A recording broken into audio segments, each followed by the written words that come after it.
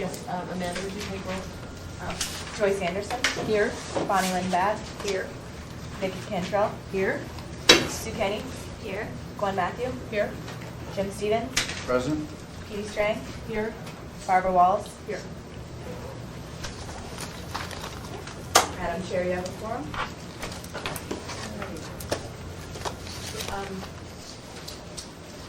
Dennis, is Dennis going to discuss? Either way, so the first item on the agenda is old business. Is there any old business? If not, do I hear a motion? Okay, any new business? So we are going to begin reviewing the rejected question and absentee ballots. First, we're just going to talk about how we will present them. We have distributed to members of the commission and the public the ballot reject codes and definitions sheet, along with this Excel spreadsheet, which has the reject code along with the reason and the number of voters that we will have in each of those categories and the applicable code site.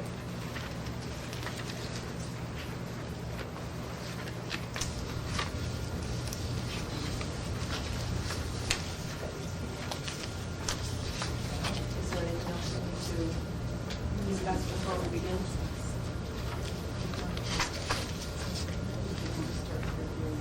I think we're going to review. We talked about process to some degree yesterday.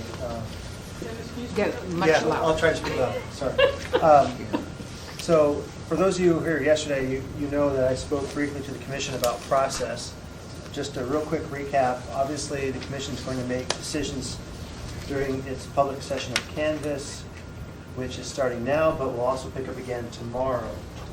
Tomorrow at what time? 11 a.m. 11 a.m. So if the commission decisions are something that a voter or candidate or entity involved in a proposition or petition feels that they want to object to, their time to do it is tonight or tomorrow at 11 when the commission reconvenes.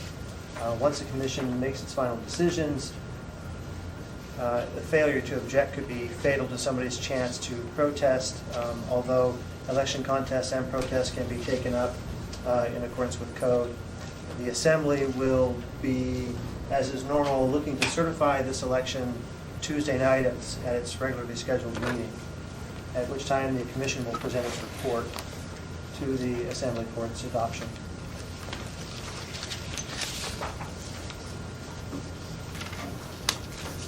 So we will begin the discussion of our rejected ballot envelopes. You all have copies of this, correct, out there? Okay. We have the code of 3. We had 1 rejected. This one was failed to be attested. Someone voted by a power of attorney, which is not admissible. And just to recap real briefly, we did change the code to better address the use of a power of attorney, particularly when it came to using a power of attorney to help a voter receive a ballot, but it was never the intent that a power of attorney could be used to vote on behalf of a voter. So the failure to execute their signature, I think, is what was fatal to this particular ballot envelope. Is there a motion to reject this ballot? I so move. I'll second. Is there any discussion? If not, if there is there anyone here who challenges the rejection of that ballot? If not, is there any objection? If no objection, the motion passes unanimously.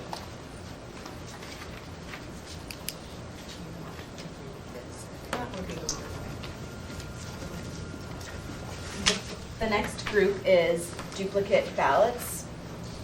There are 2 that had voted twice.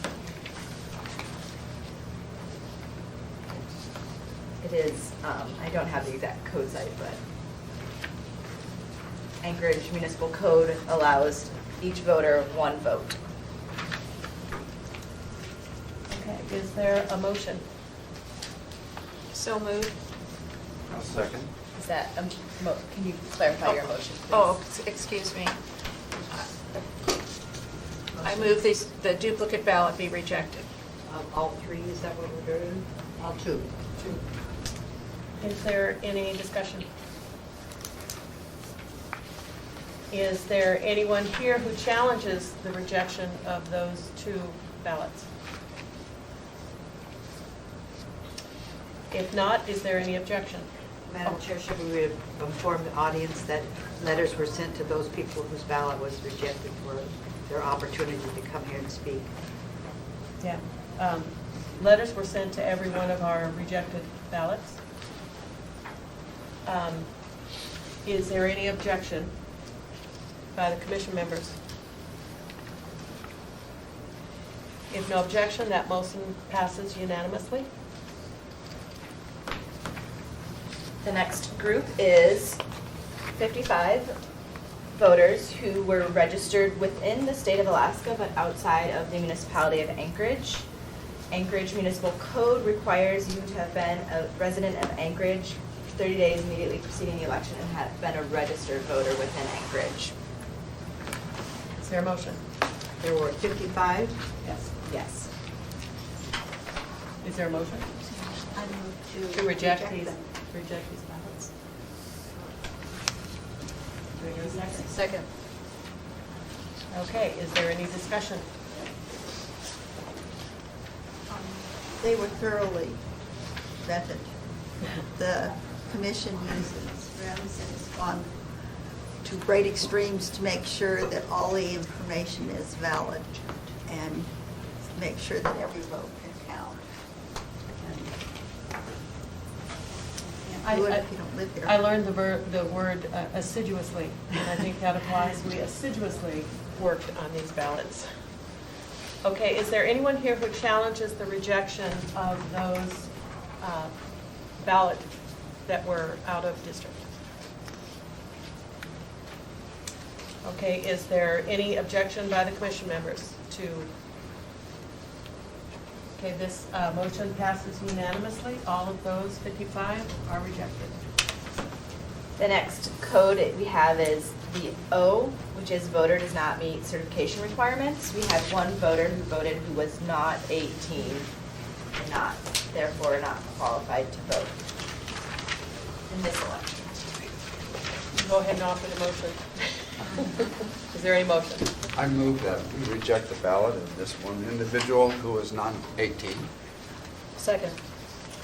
Okay, is there any discussion of that one? I think it should be noted that he's then, as long as his age is correct, qualified to vote the next election, so he is registered. He just was too young. Is there anyone from the public who objects to this rejection?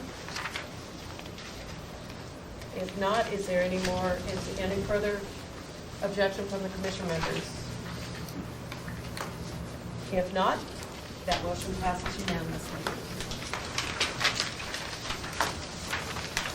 Madam Chair, Yes. could we inform the audience that how a voter would have received a letter or notice that his ballot is going to be rejected? Those were sent out by mail. Postal mail? Yes. 8? I mean, have we given them enough time to get it? Should have been, yes. Okay, next. Amanda? The next category is category T. These voters registered to vote, but they registered within 30 days of the election. Anchorage Municipal Code requires you to have been registered 30 days before the election. That deadline this year was March 2nd. And we have 11 voters who voted, or who registered, excuse me, within 30 days before the election. Is there a motion? I move that we reject these votes. Second. Is there any discussion on this one? Is there anyone in the public who objects to rejecting these ballots? If not, is there any further objection by the commission? If no objection, that motion passes unanimously. The next section is reject code U. And these were not dated or postmarked and received after Election Day. They are required to be postmarked on April 1st. We have 27 voters in this category. Is there a motion? I move we reject the 27 ballots Second? that were postmarked too late. I second that. Is there any discussion? Can I speak? Yes. Please keep your comments brief so we can ask questions if we need to. Certainly. These State your 20 name, please. Randy Riegert with the Evans Campaign. I don't specifically object to any of these 27 not being counted. I object to the general concern I have for a subset of these which have no postmark at all, is my understanding.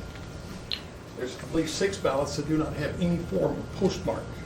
So we have 6 voters being disenfranchised whose ballots were received without the benefit of having been noted by the postmark to be post office to be definitively late or timely. And I urge the commission, the city attorney, and the assembly to come up with a solution for this, because we should be able to reduce this population to nearly zero for people who have tried to get their vote in on time, because many of you have undoubtedly received an uncanceled letter at home. This is no different than that. Somebody's mail just didn't get canceled. The other part of this issue is there's a couple ballots that were here amazingly swiftly from Sweden. They also were not canceled because they are not postmarked with any visible date. These stamps have been canceled, but there's not a traditional American postmark. We need to address how to deal with those folks, because the ballots were witnessed on, I believe, the 28th of March. And since they were here the morning of the 7th, they made a pretty good time coming across the Atlantic, because they may have been here on Saturday the 5th. Thank you. Did you want to comment? Is that this code covers that? Okay, I'd like to point out that that was 4 envelopes out of over 6,000 that we rejected due to no postmark. And I believe that's with regret that we reject those ballots. Is there any further discussion amongst the commissioners? I recall it was no postmark. Would the members of the commission speak up so everybody in the room can hear, please? Those 4, there were no postmarks No. at all on those 4. I might add that we did talk about that, and with the knowledge that it would be important for a postmark to be on there, that a super voter who is voting by mail from a distance would ask the Postal Service to stamp it in some way to make sure that happened. I think most of us would do that if we wouldn't just assume that the post office there in Sweden would just stamp it. But we know that it would be important enough that we would ask that to be done. So that was part of our rationale. Madam Chair, just Yes. on that question, as Mr. Ruger pointed out, the stamps were canceled out by what appeared to be just sort of pen marks across the face of the stamps. There was a small oval stamp on there that may have been something that was put on there by the Swedish postal system, however that operates, but there was no date on it. And of course, there was a barcode, and we checked, and the clerk's office checked with the post office to see if that had some sort of date embedded in the code, and it did not. So the clerk's office did make an effort to try to figure out if there was some other way to authenticate, if you will, the envelope. And this is an issue the commission wants to take up. I think we've talked about a sort of a post-election meeting where the commission could decide whether they wanted to make some suggestions or recommendations on these kinds of issues. Thank you. Is there any more discussion by the commission members? Is there any objection to the rejection of these ballots? If no objection, the motion passes to reject these ballots. Next category is category V. You're right. We just did V. These voters arrived at the polling location after 8 p.m. Election workers are advised both in election worker training and in their election worker training manual that if a voter should arrive after 8 p.m., everybody gets to vote, but that voter would vote a question ballot and to note on the question ballot oath and affidavit envelope that the voter arrived after 8 p.m. So we have 7 voters who arrived in the polling place after 8 p.m. In that category. Is there a motion to reject these? I move to reject those votes. Is there a second? Second. Is there any discussion among the commissioners? I have one question that just occurred to me. It's a procedural question. With this, if this person had moved to a new precinct and was going to be voting a question ballot, it would be questioned anyway because they were too late. Would the floppy be turned into the state along with all the rest of them, or would that be rejected totally? All the floppies are, Okay, good. and just to clarify for the public, all the floppies from all of the question and absentee ballots are sent to the state to update everyone's voter history.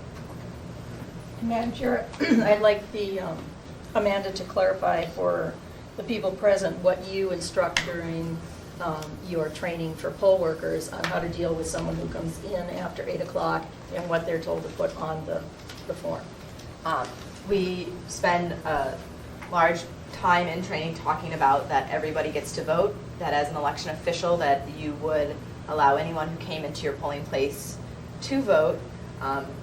Polls do close at 8 p.m. At 7:45, you make an announcement that polls close in 15 minutes, and that at 8 o'clock, you make an announcement that it's 8 p.m. and that the polls have closed.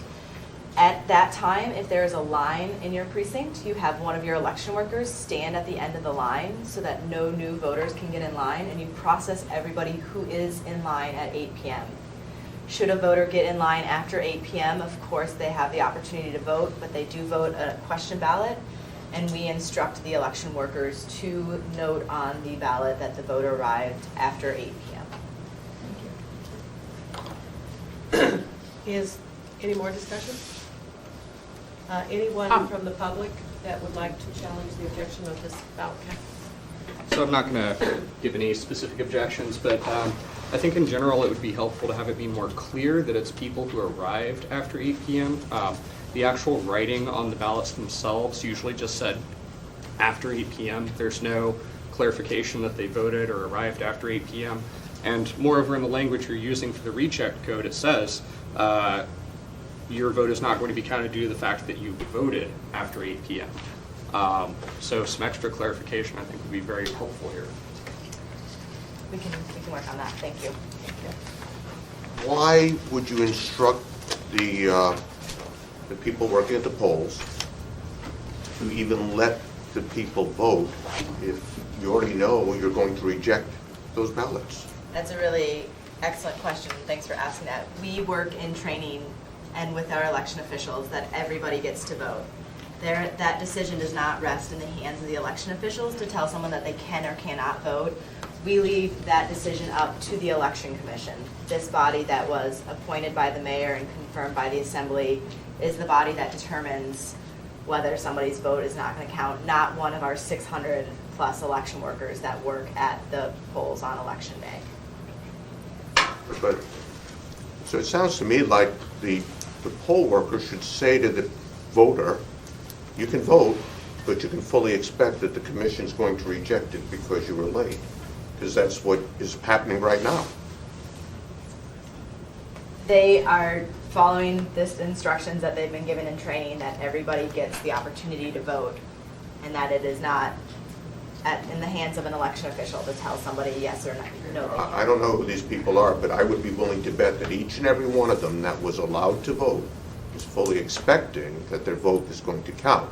If it doesn't count, they effectively have not voted. Barbara?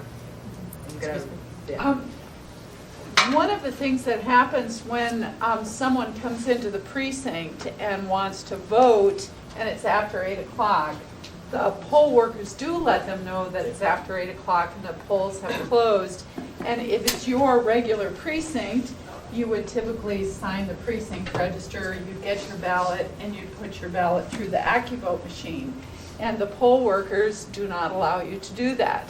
You vote a question ballot because the poll workers let you know that your ballot is questioned because you arrived after 8 p.m. So they do let the voter know that their vote may not count.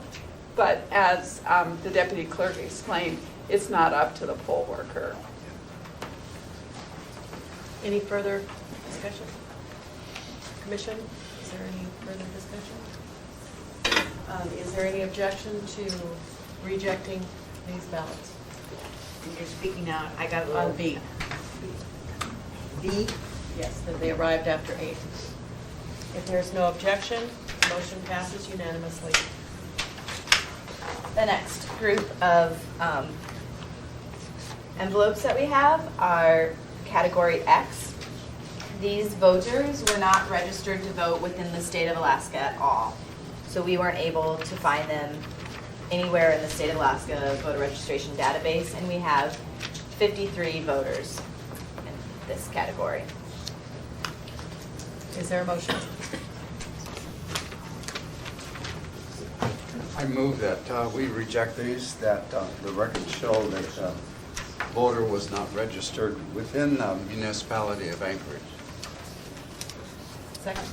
I would like to add that many hours were spent trying to make sure that their vote could be valid. And all research was done, and so I vote Are you the second it. Okay. We have a second. Is there any discussion on that? I guess I would echo what Bonnie Lynn is saying, is that, we had individuals on the commission check the voter registration system, which they call FRIENDS, and then we had another team check it as well, and then we had the clerk's office check it again to make sure that we did not miss something. So there were double, triple checks on this, and these 53 individuals who filled out whether it be I would say it was a question ballot or others, were not registered. So we did due diligence. Is there any objection from the public concerning these? Clarification. These are not registered to the state, is that correct? That's not what this says. Okay. Any objection? Any other further objection? I'd like a clarification of what he just asked. He said within the state or within the municipality? Oh, okay. I do apologize. There is just a minor, it should be within the state of Alaska. We already had a clarification earlier on the first page of those that were registered outside the municipality. These were not registered at all, anywhere. Thank you. Thank you. Thank you. And I would like to point out that this serves as a registration for these people. The fact that they filled out this question ballot, the floppy part of the ballot, of the envelope, will go to the state, and those people are now registered. Okay, is there any objection to reject these 53 ballots on the basis that they're not registered in the state? If there's no objection, that motion passes unanimously. The next category is category Y. These voters had improper or insufficient witnessing. These voters requested an absentee ballot by mail, and the absentee ballot by mail envelope requires the voter's signature to be witnessed. And we had 34 voters who submitted a ballot envelope with no witness to the signature. Okay. Do I take that out of order?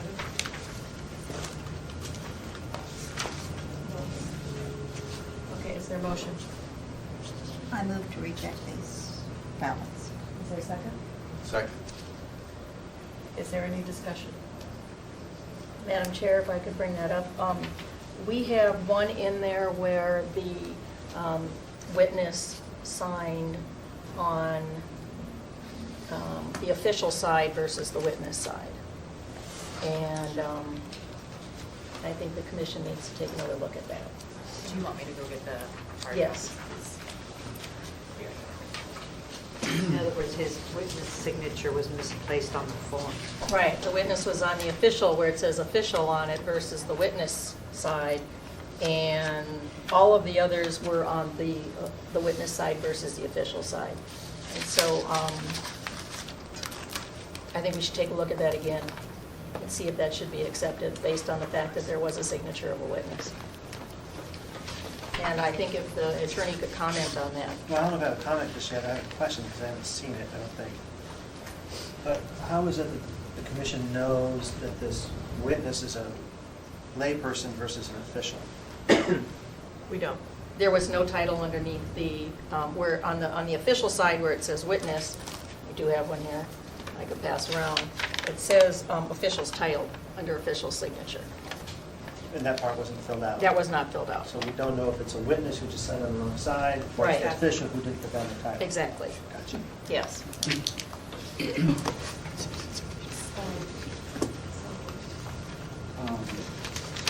I was reviewing our manual beforehand. On page 12, under counting or no count guidelines for the mail-in ballots, ballots will be counted. On number 9, it says official signed in the wrong place. The other requested data is supplied. And so I was just wondering about that. This is page 12 of the latest manual, the new manual, that has the logo of, Which, okay. It is page 12, it's number 9. Of the Election Commission guide. oh, you're on the manual, not the Yes. code. Right. And this is our guidelines for what will be counted. And it says it will be counted? It will be counted if the official signed in the wrong place, but other requested data is supplied. Madam Chair? Yes. The code section requires that the official or witness needs to execute the certificate. In other words, we don't count it if they fail to execute the certificate. And as noted,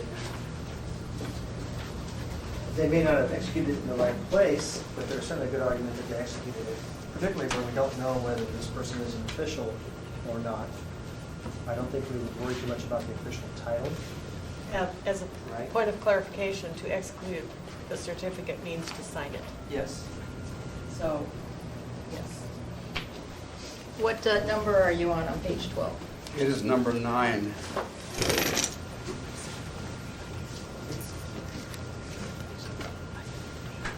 Madam Chair? Yes. May I have clarification about, Dennis, are you saying that we have a discrepancy between the code and our guide? No. Oh, good. Would you like to look at it, commission members?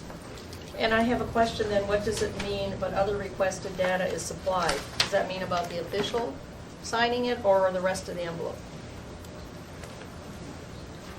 Well, I would assume, and I don't know what the code states, but it's probably the date and the location is what is asking for. Yeah, there is no date on here, no location, no official title, just a signature. I'll pass that down. That was, I don't know what that means. One of the code requirements is that the certificate has to be attested on or before the date of the election. The only way to do that is by date. Is there a postmark? There is, The postmark is, it looks like March 28th. so you would make the argument that clearly it was attested before the date, because it was postmarked before the date. Yes. Want to pass it down this way then?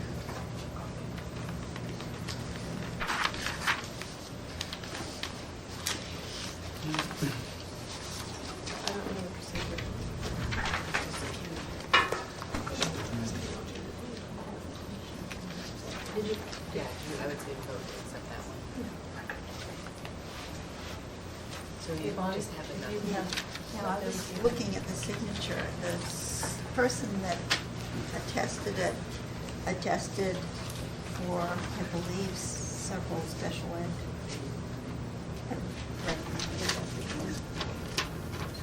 Do I hear a motion of what we should do with this one? I move that we accept that ballot as acceptable and to be counted. I second it. I say. Is there any discussion about that? I think we've already discussed that. Is there any objections to accepting this ballot? No.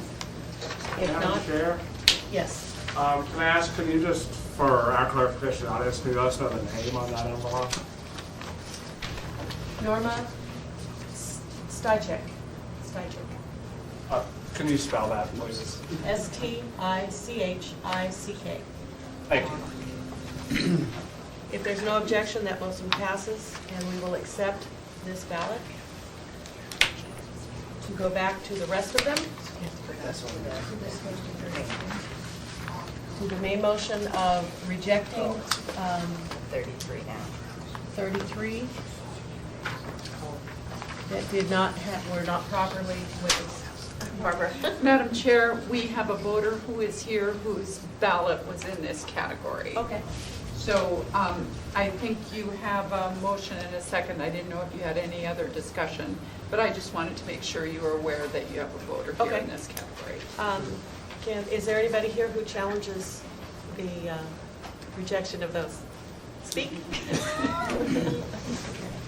Please give your name. Carl Evans. Earl Evans. Carl? Yes. With a C. Pardon? With a C. With a C. All right. Oh. So, give us your case. Tell us what you did. I honestly didn't know I had to have it witnessed, number one.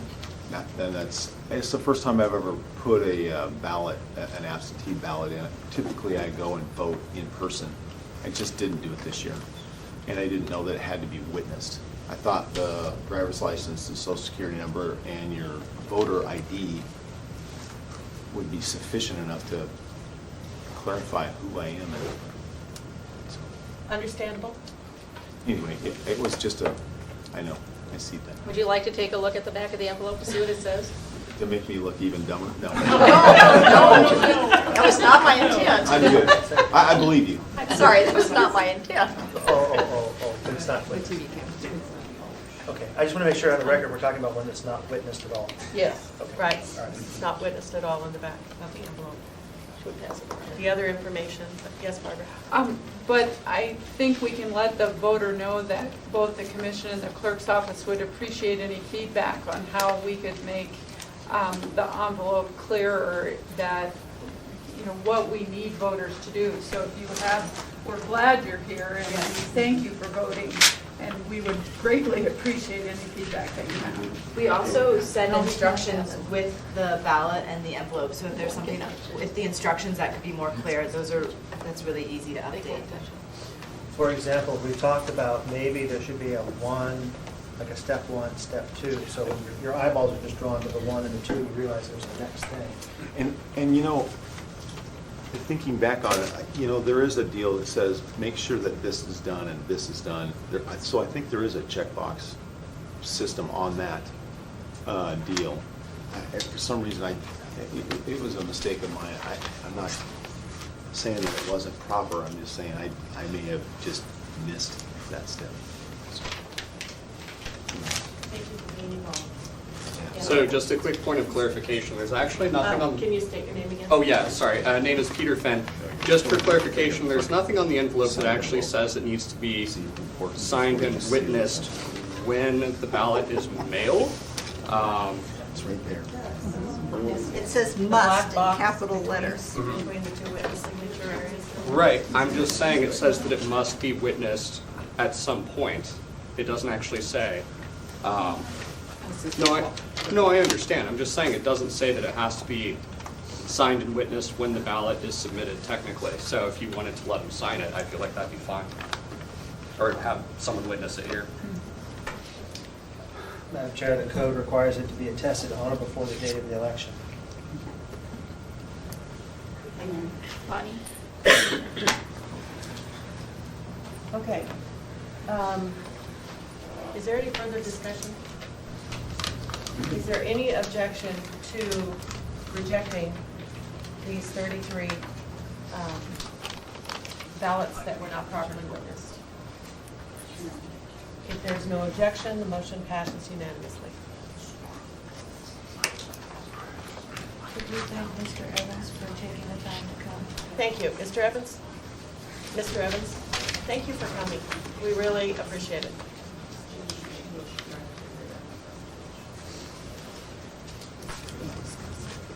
That The just next, furthers my, you know what, I'll never, ever, ever vote. You can turn your little camera off. I will never vote a absentee ballot again. And that is retarded that you're not giving people the chance to come in and say, look, that is me. That's my vote. It should count, and there's no reason it shouldn't, period. I understand you have rules and regulations, but that's bad. Thank you for your time. the next category is category Z. The voter failed to properly execute the certificate on the envelope. We have 9 voters. These are voters who did not specifically sign the absentee by mail envelope. Okay, is there a motion? I move we reject the 9 You have to ballots. have a second. Excuse me? A second? I'll second that. Oh, I'm sorry, I didn't hear the motion. Okay, is there any discussion? Is there any discussion from the public concerning this group of ballots that were not signed? Is there any objection? If there's no objection, the motion passes unanimously.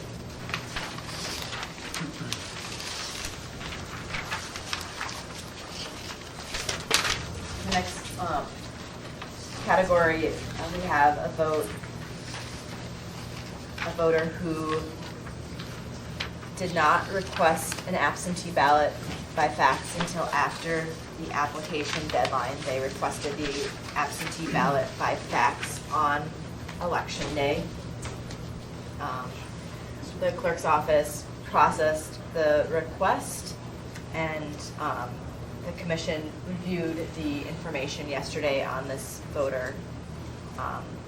Anchorage Municipal Code requires that an application for a absentee by fax be received by 5 p.m.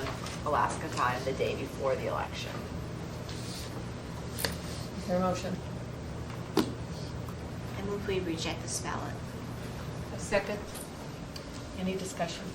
Madam Chair, if I could make a comment? Yes. And I know this was brought up during our meeting when we went through this, that the Election Commission made a recommendation that the clerk's office process fax applications up till 5 o'clock the day before, where previously it had been a week before. So the code has been changed to increase individuals who need to vote by fax. And so I just wanted to put that on the record that there's definitely been a change in that area to allow more individuals to request one. Any discussion on this rejection? Anything from the public? State your name. For the record, name is Peter Fenn. I think based on what's written in the code, it certainly would make sense to reject the ballot, but I would just point out that there was language in the code saying that if you are, I believe it's a military serviceman deployed overseas or something like that, your application can be accepted after the deadline for everyone else. And while I might appreciate the sentiment, I'm not sure that legally or constitutionally speaking, you can be providing exceptions in that way. It seems like that's kind of a denying equal treatment for everyone under the law, if you will. Any further yes, Barbara? I might comment that the clerk's office is looking into the comment about the conflict between the service members and others, and we believe that there may be some requirements in federal law, and that may be a federal requirement. So we'll look into that and be sure to get back to you on that.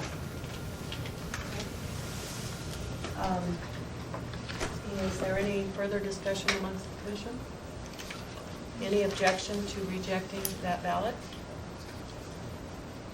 If no objection, that motion passes unanimously. The last category that we have is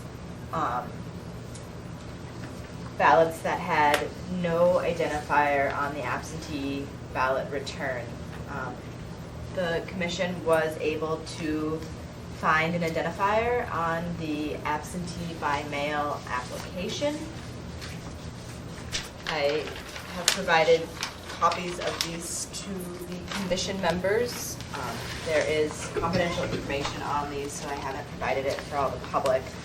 So the commission has the opportunity to review the signature on the ballot envelope along with the signature on the application.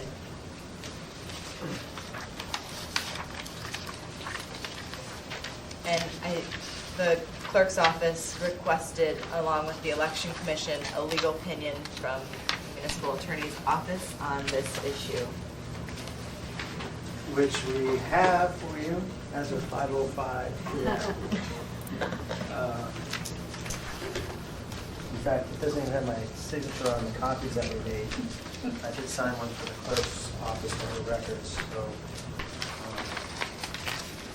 Essentially, it says that you can count these if you have sufficient evidence to determine for yourselves the validity of that return ballot envelope. I know this came up as a conversation because some people that have worked for the state recognize that the state clearly does not count these. The difference that we have is that the state regulation clearly states that if it does not have an identifier, it's not counted. We do not have that same provision. If you look at 2880.025, in terms of when an absentee ballot may not be counted, we talked about some of those tonight. The failure to sign, the failure to have a witness, the failure to have a postmark, the failure to have any of those things done at the prescribed time. We do not clearly call out that the absence of an identifier is fatal.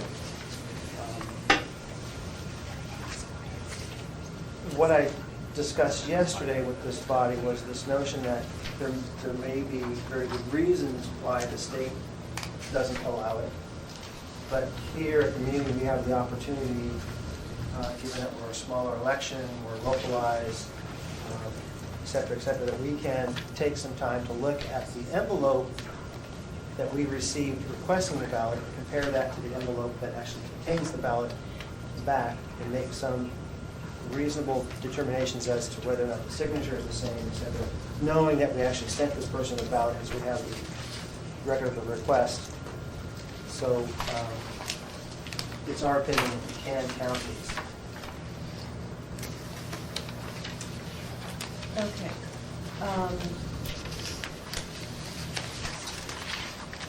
I'm going to give you just a minute to go through those, make sure they're all, make sure you look at all of them. I can tell the signatures.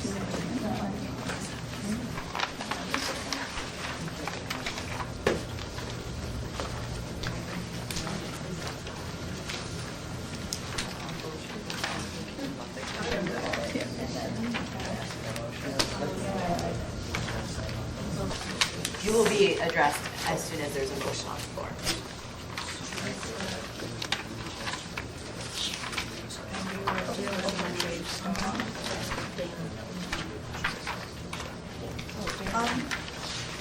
I have a question. I can't find. Bonnie, can you wait just a minute? Sure.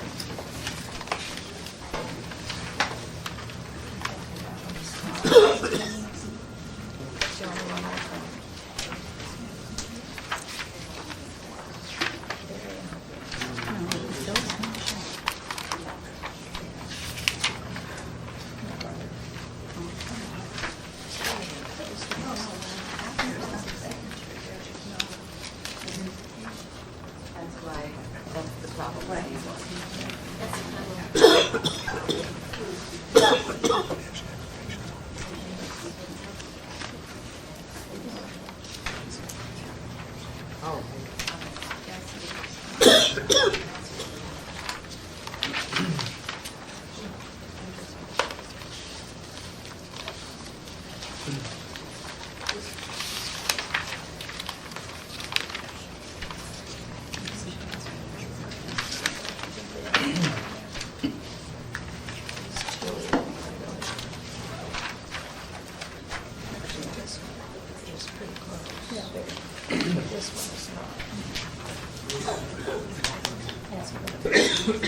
everyone had a chance to look at them? Hey, wait a second, what she witnessed.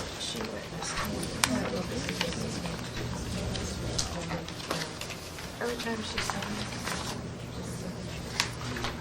Madam Chair, I'd like to point out to the commission that we have one where the signatures do not look at all the same.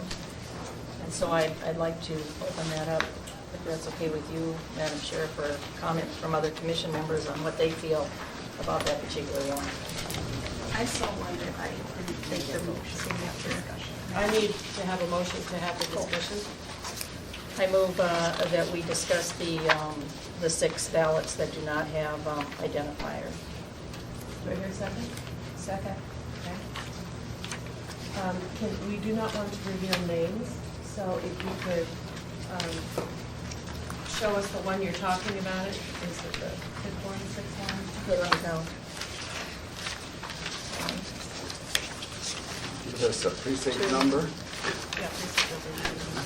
135. Actually, I don't, Madam Chair, I'm not sure that it's a problem to say the name. It might help everybody get to that page. We were just worried about the identifiers. Okay. It's So- the 4th one.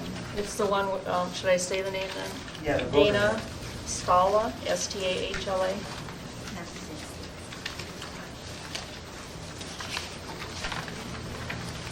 Trying to find them. I agree. Do you want to make your observation? In all of the other applications, the signatures are very close, so we could assume they're the same person. But on this one, we actually have that person's signature in 3 different places, and each place it's different. On the voter certificate, on the application, and it would appear that that person was the witness to Russell Stahla's ballot. And each place it's different, the signature is different.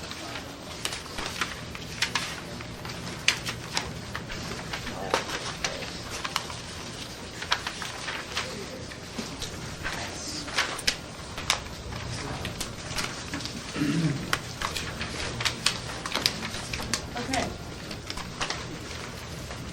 So if I could recap.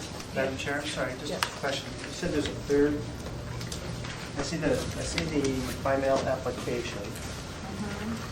There's a signature dated 3/24. Then you mentioned the voter signature. Maybe I'm looking at the wrong place. The application's on the back, maybe I went the wrong direction. No, yeah, All he's right, I went the wrong right. direction. Yeah, okay. There we go. It looks like that, looks like she witnessed her husband's ballot, but we can't be sure on that. So on the certification, the voter's signature looks to spell out separately both the first name and the last name. The large D and a clear large S. Okay. And then on the application that the voter signs, it really looks more like a couple of initials with a run outline, all smashed into one. Okay, and then turn over one page and notice the witness signature on, Right, and that one looks closer to the signature on the application than it does on the return envelope. It does. And that's for Ronald, is it Ron? Russell. Russell Stahala. I disagree on the signature and the witness signature. To me, they look like two different, because of the way the D is formed. There's a line that goes around and a little loop on the bottom.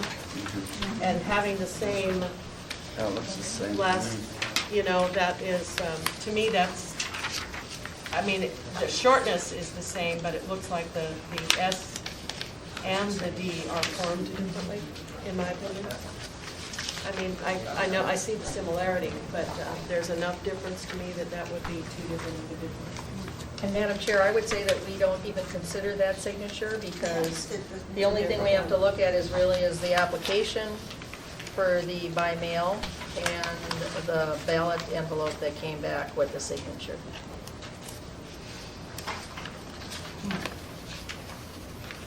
I move that we should reject that one. It looks like it's Bonnie Lynn Louder. I move that we reject that ballot. Do I hear a second? Second. Any discussion?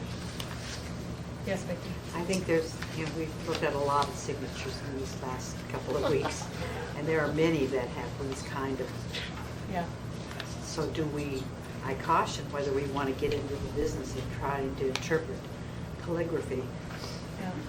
not being experts in signatures, writing, I and have- opening a box that we don't want to get into. Yeah, I know that when I sign stuff like that, when it's up here, because I want them to know it's me, I might print it out, and sometimes it would look like cursive. But when I actually sign my thing, it's terrible messy, just a thought. However, though, it does say voter signature versus, That is true. printing your name. And I hear your concern, Vicki, but they're not even close. I mean, I don't think we're getting in, we're not signature or writing experts or whatever. But from my point of view, if they were close, and the others all had little differences too, if you noticed, but they were definitely very close. I don't consider this even remotely close. And so, that's why I seconded the motion, because I feel that even though we're not in the handwriting expert, I don't feel that these two are even close.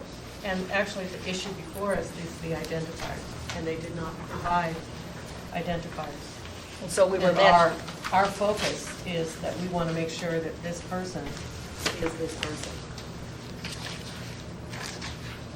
Or should our motion read that we would reject because of lack of identifiers rather than signature? That would be the, I would disagree with that type of a motion because we have an opinion from the city attorney stating that we can look at the signatures. And so maybe the motion should be twofold. The signatures don't match, and because of no identifiers, the commission is rejecting this ballot. So who made the motion? I don't know. Bonnie Lynn. I can't remember all of it. Sound like that. can I just ask Mr. Wheeler, do you have any thoughts about this?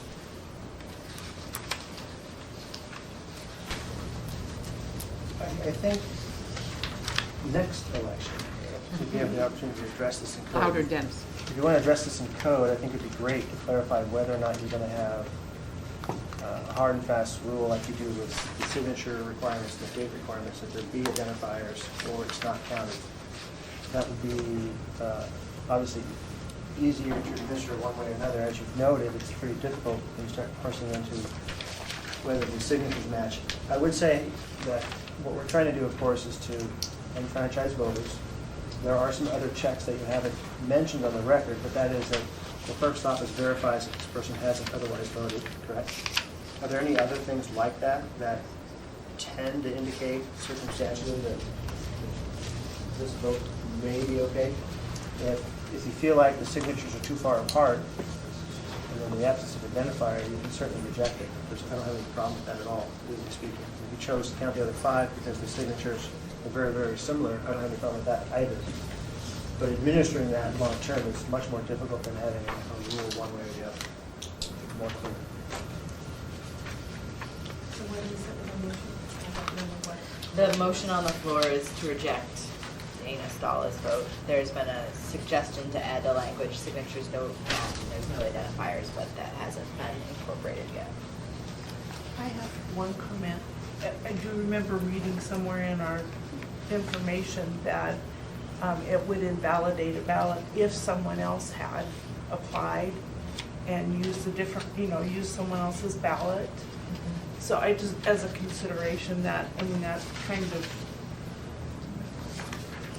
we don't have any evidence of that, but that is in the code. Okay. Robert. Madam Chair, one of the other things the municipal attorney talked about evidence, and some of the evidence that you may have here is that a husband and a wife appear, or a mother and a son, or a son and a daughter, I'm not sure, applied for absentee by mail ballots, and it appears that they returned them. And so that might be something that you may want to consider as well. And another thing that one of the difficulties with looking at signature right now is that the clerk's office doesn't have the signatures as these people signed when they registered to vote with the state of Alaska. But we could ask the state if we could review that information. If you would like, I'm not sure that how that would help or when that could happen, but we could certainly pursue that since the signature appears to be an issue here. Madam Chair, I have another comment. And based on the discussion just recently, just now, and the conclusion in the memo, the legal opinion that we received from Dennis Wheeler, the conclusion says the lack of an identifier on the absentee by mail return envelope is not sufficient basis to reject the ballot. So based on that, and Dennis, I'm going to ask you a question. So based on that, we don't need to match signatures, is what you're saying. Am I correct in that? No. No? No. The point is that you can look to other evidence. The fact that the identifier is not there, all other things being complete, would not be a basis to reject it. Okay. And here, you're asking a question about this one particular sequence, and whether or not there's some concern that the signature isn't valid. And so you can look at that. So the conclusion is really saying that on its own, the identifiers are not reason to reject, and there might be other ways to verify who that voter is. Correct. Okay, just wanted to clarify that. I'd like to point out that they would be under the witness signature. They're both the same date, same place. Are they the same? I believe they're the same address. Am I correct? It looks like it's in line. To me, that's, They're attested to each other's ballot. yes, because they're different enough and they look like different writing to me. So I'm tending towards accepting that, but in order to do that, we have a motion on the floor, and that was, again, to reject this ballot. Do you want, You can call for a vote on that. okay, I'd like to call for a vote. Is there any discussion from the floor? Is there any discussion from the public? Gruey. Okay, for the record, Peter Finn, I would just say if you're going to have people include their signature, if you're not going to verify, if there's clear evidence that it's not their signature, that multiple people are signing, I would just, question what's the point of that, and would point out also if you had identifiers that were clearly incorrect, I assume you would take that into account too, and it's kind of a similar thing. You're questioning whether or not this is even their signature at all, similarly to how you would be questioning if it was actually their social security number, their voter ID number, or something like that. If you're just going to discard incorrect information, I don't understand what the point. If you're going to say that incorrect information does not necessitate that you reject the ballot, I don't understand what the point of the verifiers or the signature would be. Thank you. Anything else? Okay. So we need to vote on whether or not we should, motion to reject. motion on the floor is to reject this ballot. May I have, yes, This one particular this for one Dana. particular, Dana, yeah. So I ask for a show of hands, vote to reject it. Vote to pass it. That's Oh, two. pardon me. Okay. What is the motion? Okay, To the reject the motion- motion or to No, reject the? ballot. To Okay, reject the ballot. okay. Those You in need to do favor- that again. Okay, yes. Those in favor of rejecting? Those in favor of rejecting this ballot, raise your hands. 2. Those in favor, are you in favor of rejecting it? Yes. That's 3. Those in favor of not rejecting it? That's 5. Ballot will not be rejected. According to the vote, yes. Okay, we need another motion concerning all of them, all 6 ones that had no identifiers. Again, We didn't have one before? We didn't have a motion, No. an initial? That one got pulled apart, so. Okay. It was a motion to discuss. What's what that was. Okay, well, I would like to, I would move that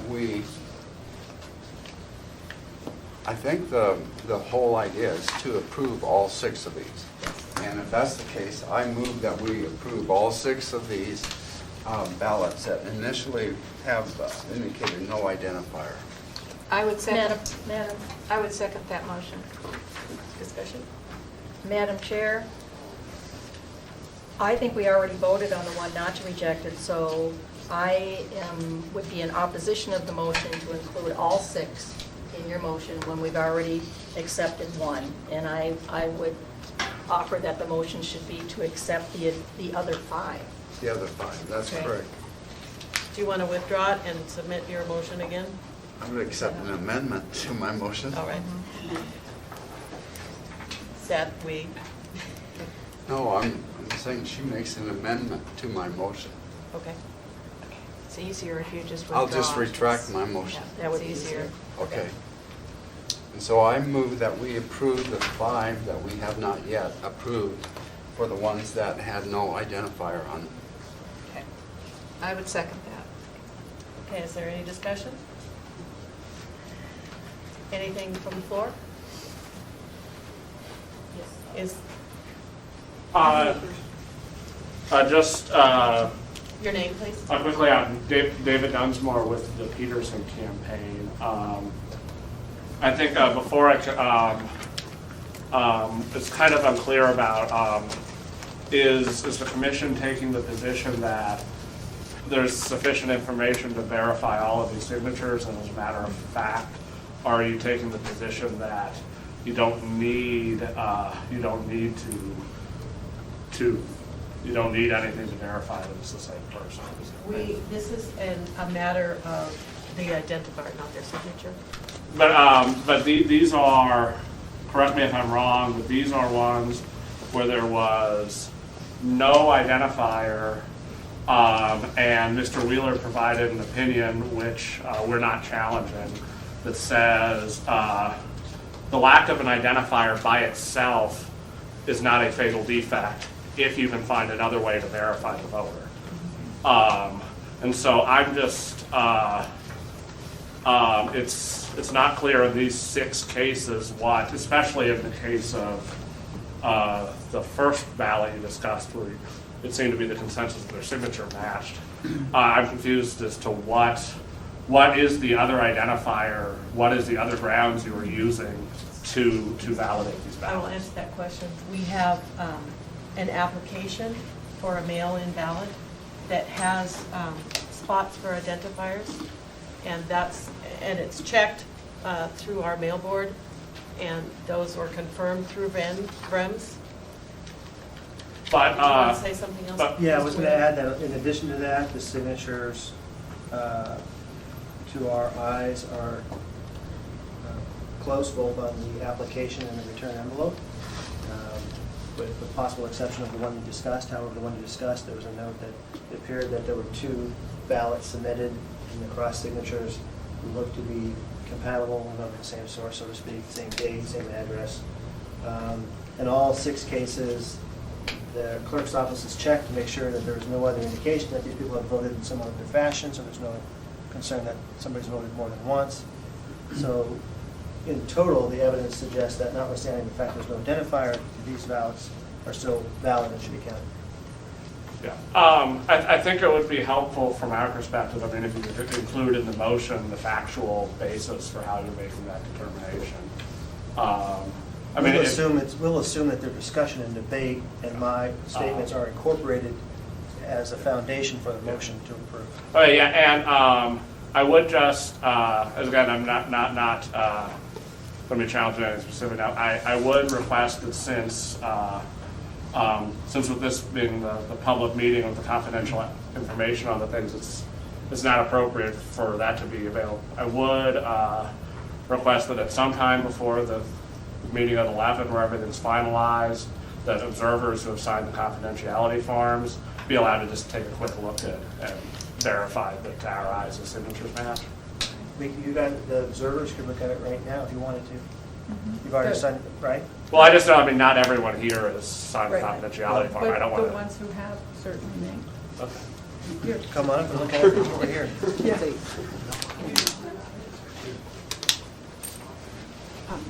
These two have not. Everybody else has. You want us to press down? Oh, the press hasn't. Oh, and the press has. Yes, I'm sorry. She wasn't planning. She wasn't planning.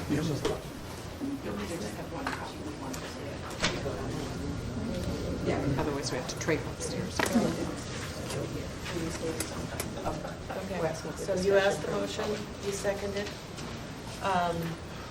We've had discussion from the floor. Is there any objection? Oh, Carol. We had all the discussion from the floor. All right, Carol. State your name, please. My name is Carolyn Ramsey. I'm here tonight just as a citizen, and I've been trying to go through everything here. But my one big question is, and it's something I'd like to look at changing in the future, is if identifiers are not gonna matter, then something should be changed somewhere, because Dennis didn't talk about it in his brief thing that he gave out, but as per 28110.050, which is referenced in here, and as per 28110.060, where it says casting mail-in ballots, in order to be counted, ballots must be returned in an attested envelope in accordance with section 28110.050. And in that section, it says the return envelope shall have printed upon it an affidavit by which the voter shall declare name, resident address, mailing address, and voter identifier, followed by a provision or attestation by a person qualified to administer oaths, or by 2 attesting witnesses that are at least over 18. And we already know 2 attesting witnesses aren't possible because there's only 1 space for 1 person to sign. But I would like to say. Can I have the date of the code? Can I have the date of the code that you're reading from? It's the handout. December 17th, 2013, S1. So it's the 2013-130-S1, or S-1. Yeah, those, and I'm not sure, I can't say that Carol doesn't already know this, but for sure, but that chapter of the code is for a by-mail election. So the standards for a by-mail election are different than what is required of an absentee vote by mail. It says casting a mail-in ballot. Yeah, no, This is but this, mail-in ballot. you're looking at a printout of only a portion of the total code. You're looking at the ordinance. If you look at the entire code, you'll see that chapter 110, which is, you're not going to have it right there. Well, this is really helpful. Because you only have the ordinance, I'm sorry, you have the ordinance that amends certain portions of the code, but you don't have the entire code. So chapter 110 is about by-mail elections, so the standards are different. Okay. That's not to say that. Next time I'm going to request the whole pieces of. Yeah. We are in a challenging spot where we just amended Title 28 and we are waiting for the updates from the code publishing. So we have, unfortunately, small sections. Right, so if you go to the municipal website and you go to the Muni Code Court where they publish a code for us, you have to find that ordinance and the old code and compare to get the full picture. You should not be over there. Until that's published. Okay, I just, now that I know the whole thing's not there, but I had to say something because I think you understand where I'm coming from when I don't have the whole thing. Thank you, I'm done. Okay. Is there any, David? Hi, Madam Chair. Again, for the record, David Dunsmore with the Peterson Campaign. I just wanted to say thank you for that Peterson Campaign has no intention of corruption. All right, we've heard comments from the floor. Is there any other objection by commission members to the motion on the floor, which is? Except all five. Except all No, five other ones. Is there any objection? I object. That's just one vote. There's one no vote. One no vote. Do I need to show hands? Is everyone else in favor of accepting this? Thank you.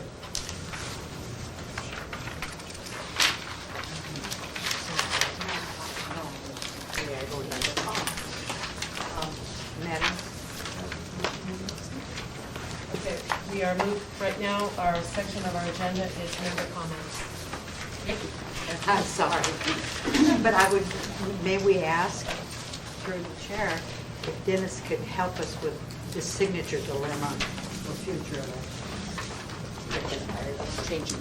Not, well, that too, but, I mean, if we're going to, are we going to be tasked with deciding whether a person's signature is a valid signature? I would be happy to help the commission and the clerk's office address this issue. I think this will be part of a debrief, once we're all done with this election, to see what other things we can do in light of our experience with the new code in this election going forward. Any other member discussion? Commission members?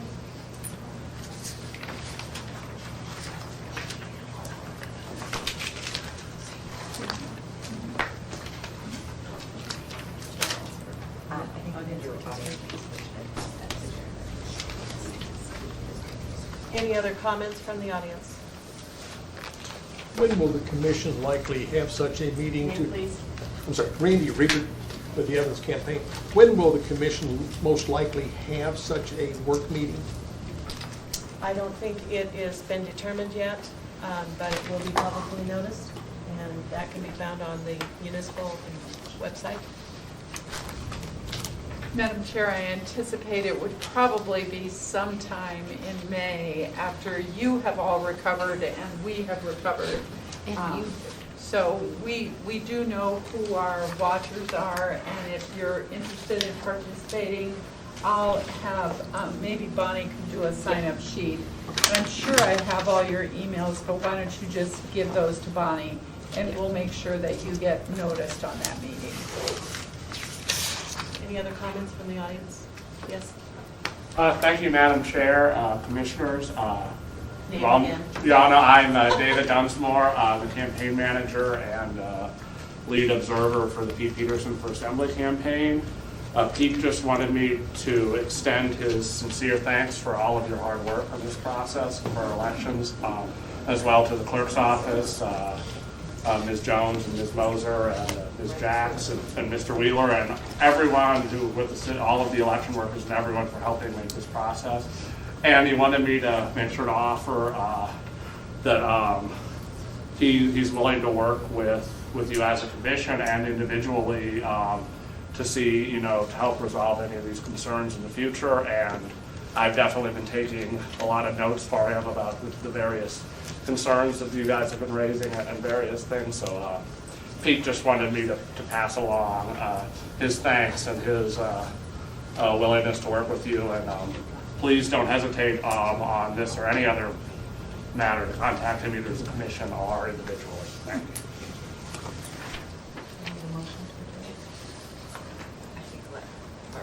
Barbara?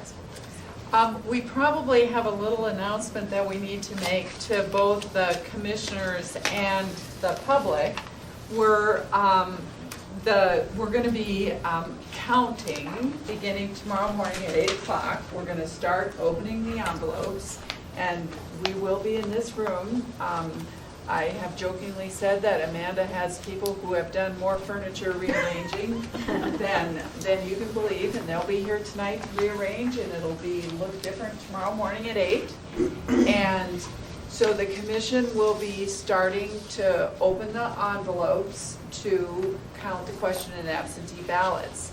However, the clerk's office and the clerk made an error and didn't publicly notice this meeting.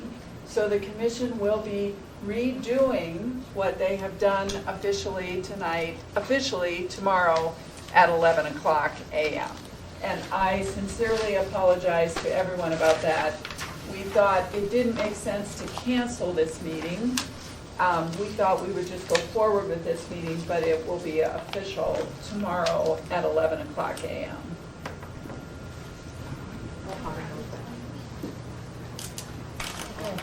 A question, Barbara. Do observers need to do something to participate in the officialness of the next meeting? Well, I think they will all be here at the meeting tomorrow because we're going to be counting. And we have all of your objections, and I will just enter the objections. And I've got 2 challenges that are left. I still have some more that I haven't responded to during the week, and I will make sure that those are part of the record of that meeting.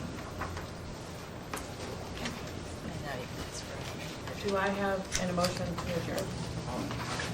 Before we do that, just procedural, for the sake of confidentiality, what are we to do with this information? I think we should send it back. You can return it to me and I Yes, will. thank you.